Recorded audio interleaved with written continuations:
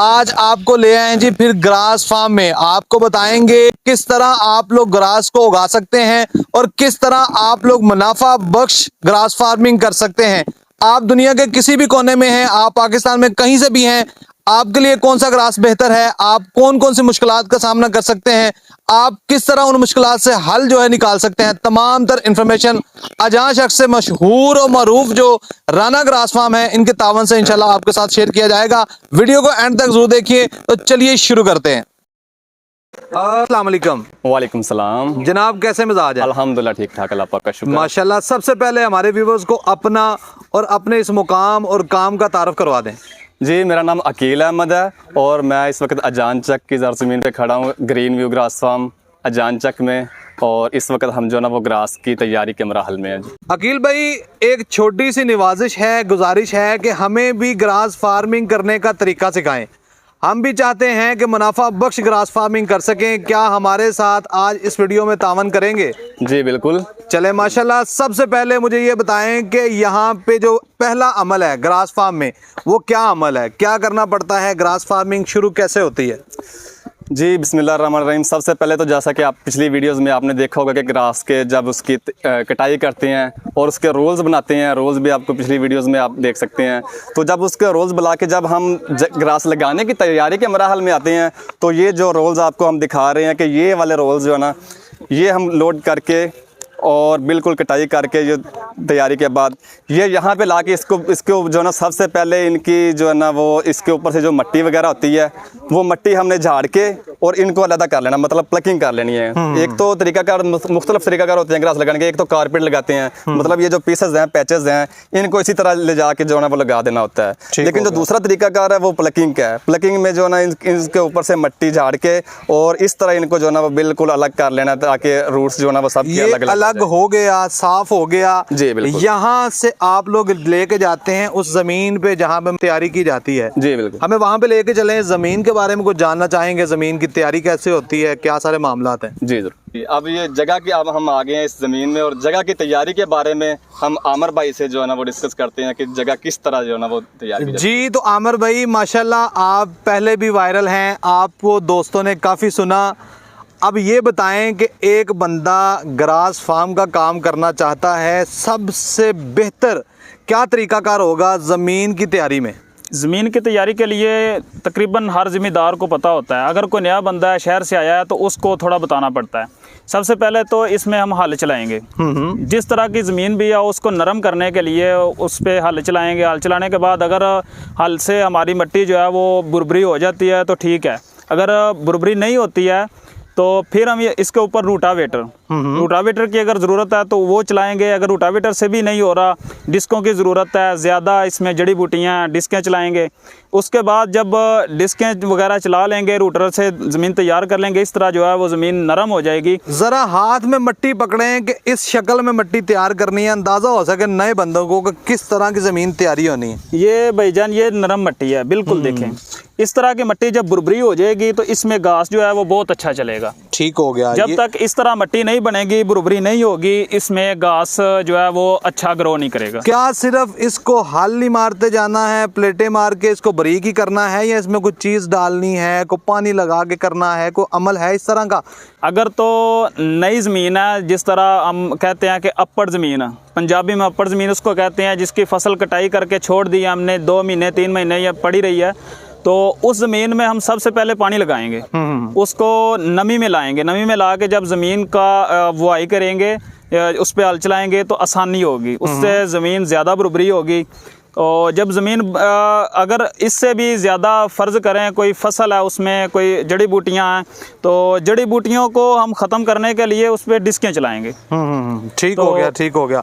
मेरा मतलब ये है कि क्या ज़मीन में हल चलाते हुए कोई दवाई वगैरह, कोई मेडिसिन वगैरह डालने की ज़रूरत पड़ती है, कोई खाद, कोई इस तरह के मामला करने पड़ते हैं, ये सारा कुछ आगे जाके होगा? अगर तो ज़मीन कलराठी टाइप है, कलर मारने वाली मेडिसिन इस्तेमाल करेंगे।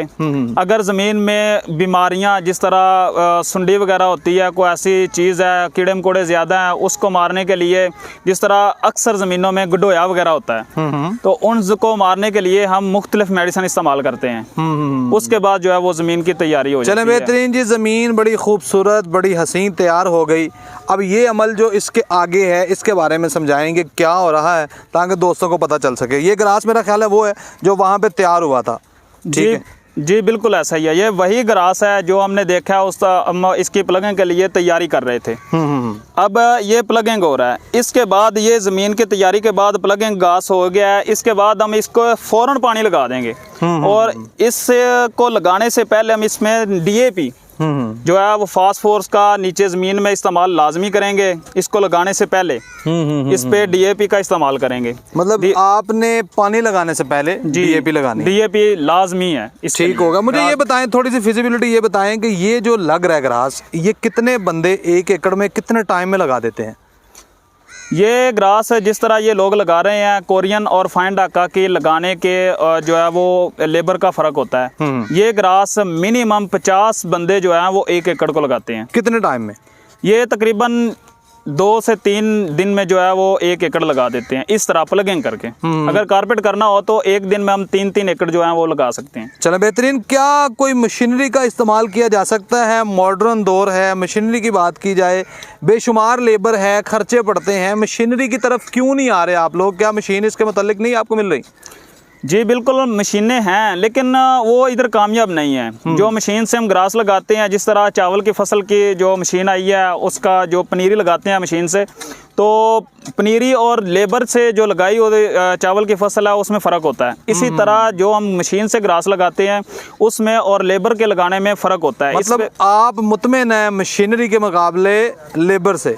जी बिल्कुल, हमारा जो लेबर है ये मशीनरी के मुकाबले में हमें ज़्यादा सूटेबल है। चलें, बेहतरीन हो गया जी। अल्लाह पाक बरकत दे।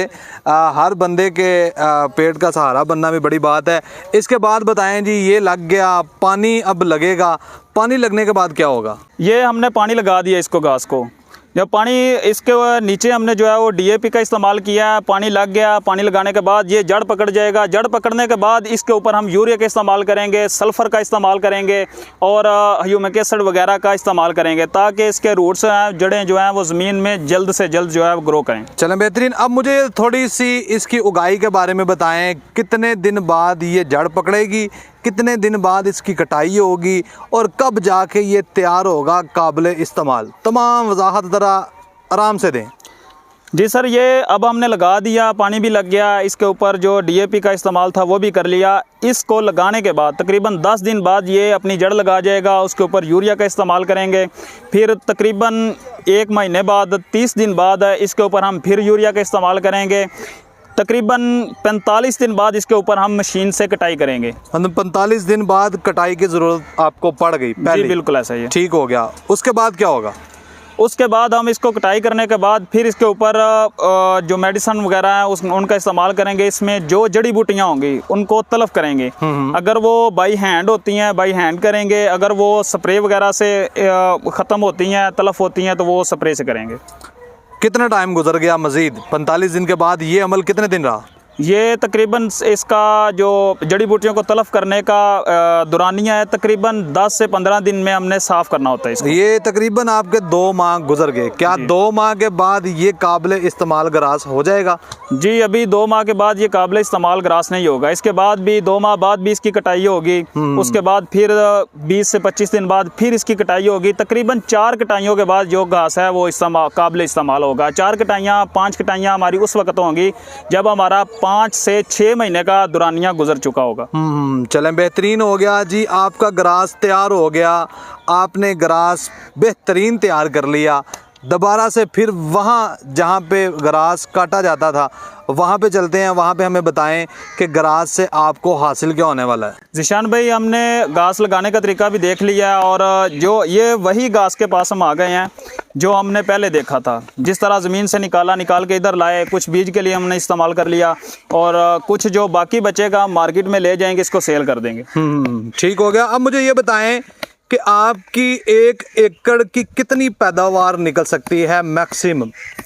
1 एकड़ की मैक्सिमम पैदावार जो है वो तकरीबन 43,000 फीट 43,000 जो है वो स्क्वायर फीट होता है।